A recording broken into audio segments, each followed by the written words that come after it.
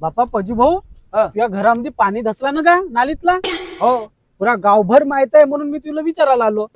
नाही खरी हो, घरामध्ये पाणी धसला 7-8 फूट नाही का असा जमिनीमध्ये सपरीमध्ये गड्डा पडला. का करतेस? बापरे, मग नुकसान तर बहुत झाले असेल का? नुकसान काही सांगू नको, नुकसान बहुत झाली.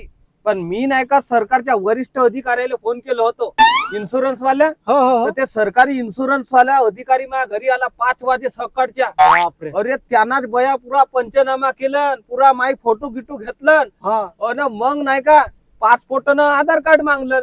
जसा त्याला पासपोर्ट आधार कार्ड देत नाही तर बया 10-15 मिनिटानं अकाउंट वर नाही का 2 लाख रुपये आलं. 2 लाख? हा 2 लाख रुपये ते बँक ऑफ महाराष्ट्र वाला धकारून गेलं. हा. माझ्या खात्यात येत का बापा तुमच्या खात्यावर एवढा मोठा पैसा आला कसा म्हणून.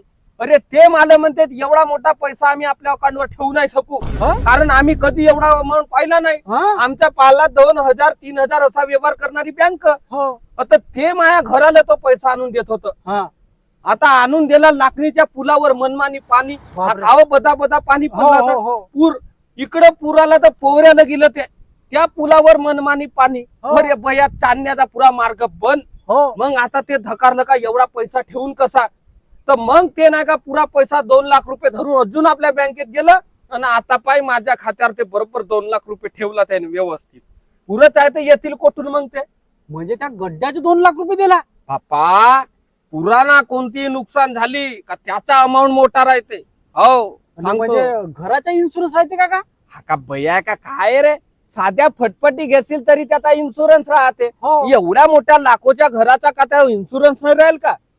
मग 7-8 फूट गड्डा गेला अंदर तर भुयारात काही लांबची गोष्ट झाली का रे? हा